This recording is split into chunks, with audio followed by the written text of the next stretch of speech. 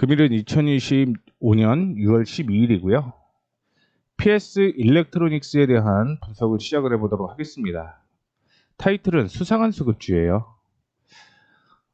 더 위에 상위 타이틀을 확인을 해보게 되면 리스크를 감당할 수 있으면 PS 일렉트로닉스를 매수해도 괜찮다라는 얘기를 좀 해드리는 건데 왜 그런지에 대한 분석을 해보도록 하겠습니다. 글씨를 좀 작게 변경을 좀 해볼게요. 회사가 어떤 회사인지 확인을 좀 해보셔야겠죠. 무선통신용 고효율 증폭기 제조업체로서 이동통신용 단말기에 탑재되는 전력 증폭기 모듈 사업을 주 사업으로 영위를 하고 있습니다. 그 외에 스위치나 필터 등도 제조 판매를 하고 있고요. 주요 제품으로는 모바일용 FE, PAM, 그 다음에 차량용 RF, PAM 이렇게 있습니다. 그 외에도 매출 다변화를 위해서 차량용 통신 모듈을 시작으로 소형 기지국, 국방용, 그 다음에 IoT 같은 사물 인터넷이죠. 제품 응용 범위를 확장을 하고 있고 앞서 말씀을 해드렸던 와이팜이라는 회사가 회사를 확장을 하게 되면서 사명을 변경을 했다라고 보시면 될 것 같아요. 사업 구조가 최근에 변경을 하고 있습니다. 아까 확인을 해보게 되면 RF 뭐라고 얘기를 하고도 있는데 국내 유일의 RF 시스템 반도체 기업으로서 기존의 무선 주파수 파워프론트 모듈을 주 사업으로 영위를 해왔습니다. 그런데 이 팹리스 사업에서 종합 반도체 기업으로 사업 영역을 확대하기 위해서 지난해 PS 오닉스, 사니코전자를 인수하고 전장 사업으로 확장을 시작을 했습니다.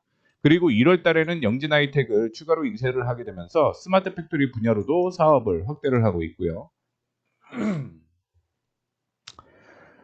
영진 하이텍의 경우는 스마트 팩토리에 대한 현장 자동화 장비 생산 업체라고 보시면 될 것 같고요. 국내도 있고 해외도 지사가 좀 있죠. 그러면서 주요 제품이 대기업에 공급 중인 반도체 PDL 루터라든가 휴대폰 기능 검사 배출 장비, 휴대전화 네트워크용 크로우 체결기, 스크류 체결기죠. 그 다음에 국내 유일 생산의 카메라 모듈 장비 등이 있고요. 이게 지능형 첨단 공장 사업인 거죠. 스마트 팩토리가 자체가 그런 사업이기 때문에. 자, 그리고 PS 오닉스에 대한 내용도 확인을 좀 해봐야 될 것 같은데요. 무선 충전 코일 모듈, 그리고 모바일 헤드셋 이어폰에 적용되는 MEMS 마이크로폰과 ECM에 대한 단일 제품, 그리고 그 밖에 모듈 형태의 모든 음향 구성 요소에 이르기까지 다양한 제품을 생산을 하고 있다라고 얘기를 하고 있죠. 음향 관련된 회사, 그렇죠? 그러면서 얘기를 하고 있는 게 PS 일렉트로닉스에 인수를 하게 되면서 전장 사업 부문에 확대를 하고 있는데 이 모바일용 주파수 전력 증폭기 모듈 제조 기업인 PS 일렉트로닉스는 자체 설비 자동화 사업부를 기반으로 무선 충전기 모듈 생산을 위한 자동화 설비 구축이 가능한 수직 계열화 구조를 갖추면서 경쟁력을 확보를 했습니다. 그러면서 베트남, 그 다음에 카자흐스탄, 인도에 생산 기지를 건설 중에 있고 해당 지역의 완성차 티어 1 고객사와도 기반을 확보했다라고 얘기를 하고 있습니다. 이게 어떻게 움직이는지를 좀 계속 지켜보셔야 돼요. 자, 지금 글로벌 기업에 텔레매틱스 통신 모듈의 핵심 부품을 납품한다라고 얘기를 하고 있는데 그 내용이 뭐냐면 차량 내 무선 인터넷이 있죠. 이 통신 모듈의 핵심 부품인 무선 주파수 파워 프론트 모듈을 납품을 한다라는 건데 현재 파워 앰프 모듈의 경우는 그러니까 고성능 전력 증폭기래요. 이 파워 모듈이 내재된 FEM을 생산 중에 있는데 PEM은요. 이송 통신 단말기 송신부의 신호를 증폭해서 안테나를 기지국까지 송출하는 전력 증폭 역할을 담당을 하고 있고 이 FEM은 여러 RF 기능을 하나의 모듈로 포함을 한 거라고 얘기를 하죠. 그러니까 무선 주파수를 모았다라고 보시면 되겠죠. 어디에서 오는 거, 어디에서 오는 거 이거를 한 번에 쓸 수 있다라는 겁니다. 대충 눈치 다 채시겠죠. 자, 일단은 텔레매틱스가 중요한 게 자동차와 무선 통신을 결합한 새로운 개념의 차량 무선 인터넷 서비스인데 이동통신망, 그 다음에 GPS, GIS 등을 통한 위치 기반 서비스, 지능형 교통체계 등을 자동차에 접목해서 운전 경로 안내, 차량 사고, 도난 감지, 교통 및 각종 편의 정보를 운전자에게 실시간으로 제공을 하는데, 이 통신 모듈이 결국은 자율주행을 위한 역할을 한다라고 보시면 됩니다. 왜냐면 굉장히 다양하고 굉장히 많은 정보를 한 번에 빠르게 처리를 해야 되는 건데, 그러려면은 이런 통신 모듈이 굉장히 좀 빨라야 될 수 있다라는 거죠. 그래서 글로벌 전력 증폭기 시장은 기술 장벽이 높다라고 얘기를 하고 있고요. 와이판을 비롯한 미국의 스카이웍스, 브로드컴, 코보, 일본의 무라타가 과점을 하고 있고, 국내 중에서 유일하게 전력 증폭기를 포함한 무선 주파수 관련 부품을 글로벌 기업에 공급할 수 있는 기술력을 보유하고 있다라고 얘기를 하고 있습니다. 그래서 쭉쭉 넘어가 보게 되면 2018년부터 국내외 글로벌 완성차 업체인 H사, 누가 봐도 이거는 현대차죠. 전력 증폭기를 포함한 RF 프론트 모듈 를 공급을 했고요. 2019년부터는 통신 모듈 기술로 들어가고 있는 스마트카 분야에 진출을 했습니다. 1월 달에 얘기가 좀 나왔던 게 뭐냐면, 테슬라로 추정되는 글로벌 전기차 업체에 RF 파워 프론트 모듈 공급을 확정한 바 있습니다. 이 RF 파워 프론트 모듈은 차량 내의 무선 통신 시스템의 핵심 부품으로서 자율주행 기술 발전에 따라 수요가 급증할 것으로 전망이 되고 있는데, 2026년 상반기에 예정되어 있습니다. 이 차세대 모델이. 그러면서 퀄컴, 코보, 스카이웍스 등 글로벌 기업들과 경쟁 입찰을 해서 기술력과 가격 경쟁력을 인정받아서 최초 선정된 것이다라고 얘기를 하고 있죠. 여기에 들어가서 쓰이는 게 이제 로보택시라는 거죠. 그렇죠? 그리고 쭉쭉 넘어가 보게 되면 최근에 나왔던 이슈였습니다. PS 오닉스가 최근 해당 글로벌 완성차 기업으로부터 350억 규모의 마그넷 타입 무선 충전 코일 모듈을 수주한 것으로 확인이 됐다라고 얘기를 하고 있고요. 1분기부터 납품이 된다라고 얘기를 하죠. 그럼 그 전에 만들기 시작을 해야 된다라는 거고요. 앞서서 하나 정도 더 확인을 해보게 되면, 상반기로 지금 차세대 모델이 예정이 되어 있다라고 하고 있잖아요. 그러면 이미 완성품은 다 만들어졌다라는 얘기인 거겠죠. 그리고 마지막에 테스트도 좀 해보고 그 테스트가 자율주행에 맞는지 그런 퀄 테스트가 한 번 더 있어야 될 가능성이 있기 때문에, 이게 퀄 테스트만 마무리된다라고 하면 그때부터는 매출이 급격하게 늘어날 가능성이 있다라고 생각을 하셔야 될 것 같습니다. 자, 이번 수주 물량은 해당 글로벌 기업의 연간 차량 생산량의 25%에 해당하는 규모인데, 여기에서 괜찮다라고 하면 다양한 전장 부품으로도 공급 확대가 기대가 된다라고 얘기를 하고 있는 거고요. 이번에 공급될 마그넷 타입 무선 충전 코일 모듈은 애플의 맥사이프, 이건 좋은 것 같아요. 저도 쓰고 있는데 좋은 것 같습니다. 자력을 활용한 스마트폰을 최적의 위치에 고정시켜 충전 효율을 극다화한 제품인데, 기존 차량용 무선 충전기 대비 충전 효율과 사용자 편의성이 뛰어나고 완성차 시장에서 도입 초기 단계로 향후 수요가 증가할 것으로 보이고 있습니다. 그래서 어떤 덴지를 찾아봐야 돼요. 그렇죠? 지난해 기준으로 세계 자동차 시장에서 2위 판매량을 기록을 했고요. 유럽 전기차 시장 1위를 지키게 되면서 여전히 브랜드 파워를 과시를 하고 있다. 특히 지난달 기준으로 중국을 제외한 글로벌 전기차 시장에서 판매량 1위에도 오르기로 했다라고 얘기를 하고 있는데, 2024년의 판매량을 확인을 해보게 되면 1위가 도요타입니다. 1위가. 2위가 찾았어요. 폭스바겐입니다. 폭스바겐. 근데 전기차를 확인을 해봐도 역시 폭스바겐이죠. 그런데 유럽 전기차 브랜드 1위로 올랐다라는 것 때문에 볼보일 수도 있겠다라고 생각을 했는데, 검색을 하다 보면은 또 BMW도 나옵니다. 근데 제가 생각하는 건 지금 폭스바겐일 가능성이 굉장히 좀 높다라고 보고 있어요. 폭스바겐일 가능성이 높고, 어디가 됐든 대면은 기술력을 인정받았다라는 얘기니까 큰 의미는 없는 것 같고요. 이 차량용 무선 충전 시장을 확인을 해보게 되면 전 세계로 약 2천만 대에 이를 것으로 예상이 되고 있고요. 향후 3년간 해당 시장이 연평균 41%의 성장률을 기록할 것으로 전망이 되고 있습니다. 그리고 밑에 보게 되면 미국 최대 전기차 업체와 함께 한다라고 얘기를 했던 건 뭐 앞서 말씀이 얘기가 되었던 테슬라라고 생각을 하시면 될 것 같고요.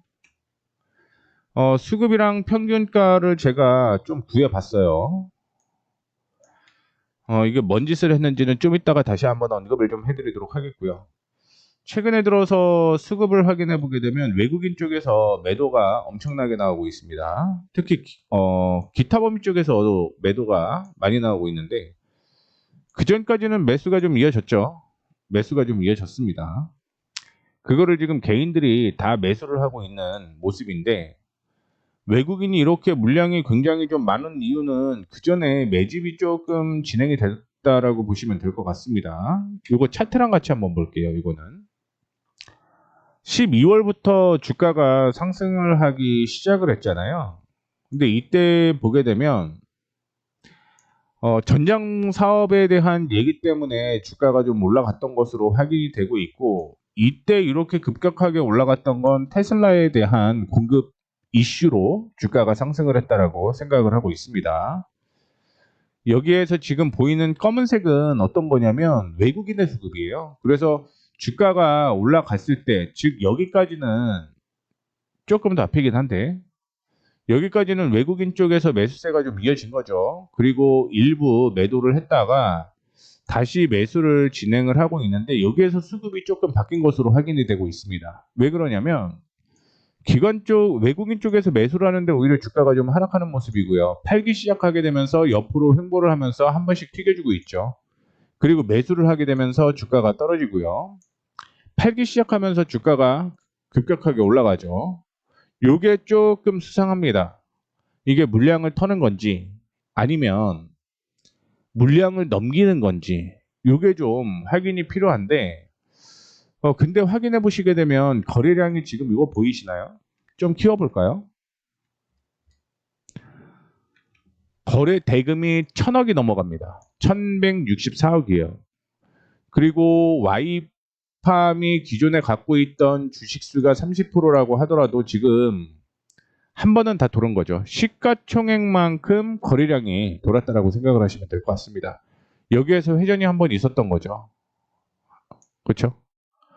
갑자기 어제 뭐 튀어 올라가는 그런 모습을 보여주다가 오늘 윗꼬리 달고 조정을 좀 받아주는 모습을 보여주었는데 밀리는 이유를 이렇게 외국인이 던지는 거죠. 그런데 외국인이 던졌다라고 하는데 그거를 누가 다 받을 수 있을까요? 누군가는 들어왔다. 이렇게 전 생각을 하고 있고요.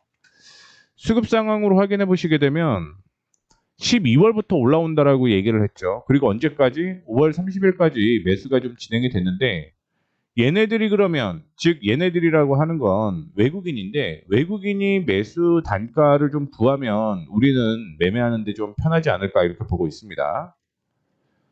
그래서 작년 12월에 바닥이었죠. 2,100원 정도였는데 그게 이제 뭐 앞서 말씀드렸던 테슬라에 대한 이슈 때문에 2월 달에 5,000원이 넘어갔죠. 그런데 이때도 샀다 팔았다를 좀 했습니다. 그렇죠? 외국인은. 그리고 5월 30일 날 해서 서서히 6월 달에 매도를 하기 시작을 하고 최근에 들어서 급락이 나왔죠. 급등이 나왔죠. 매도를 급하게 하게 되면서. 그때 매도가의 평균을 구해보게 되면 거의 4,000원입니다. 4,000원. 그렇죠?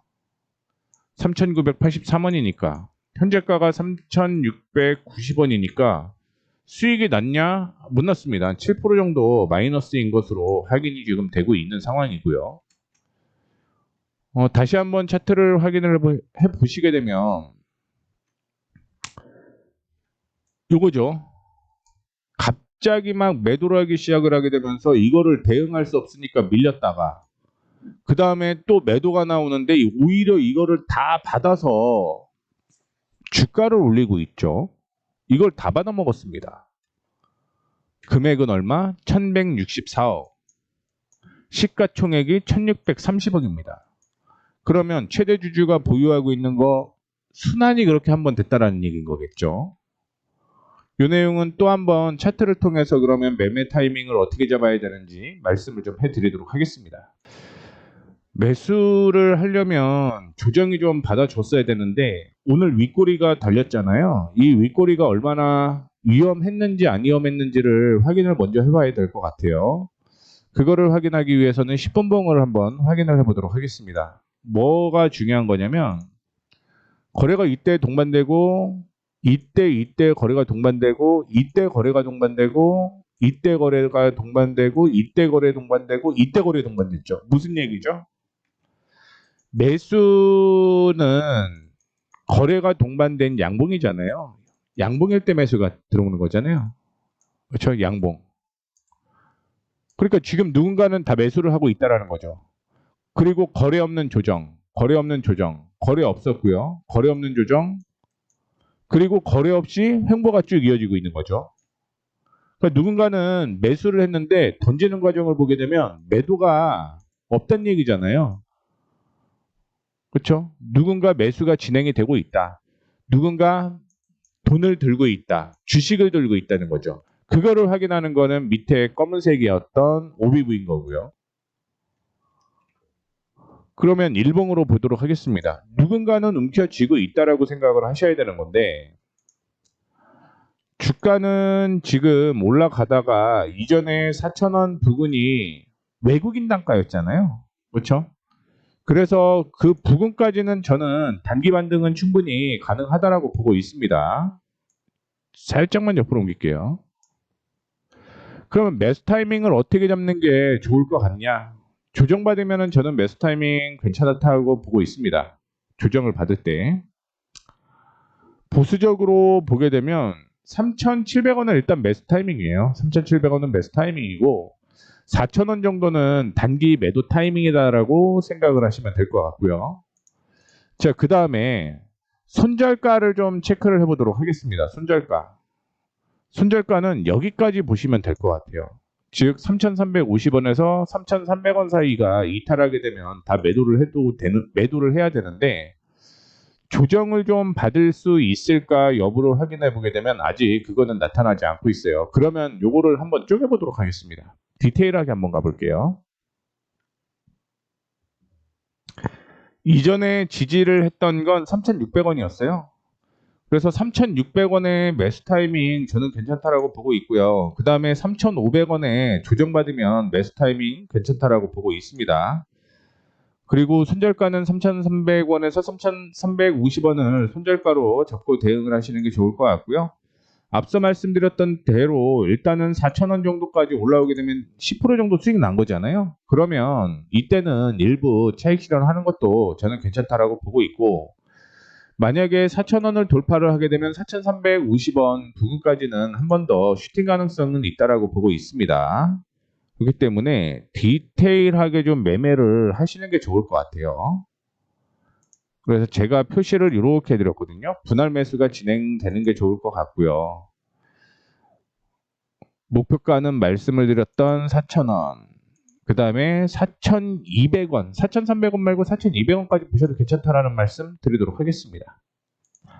이렇게 해서 좀 디테일하게 말씀을 좀 해드렸고요. 위험한 종목이죠, 사실은. 이게 진짜 외국인이 매도를 하는 걸 수도 있고 그런데 차트상으로는 저는 매집이다라고 생각을 해서 여러분들께 언급을 해드리고 있는 거고요. 리스크 관리를 꼭 하셔야 됩니다. 자신 없으신 분들은 하시면 안 돼요. 이런 종목이 급등이 나오기는 하지만 오히려 급락이 나오게 되면 손실이 굉장히 커지는 경우가 있기 때문에 리스크 관리 꼭 하셔야 된다라는 거 말씀드리면서 PS 일렉트로닉스에 대한 분석을 마치도록 하겠습니다.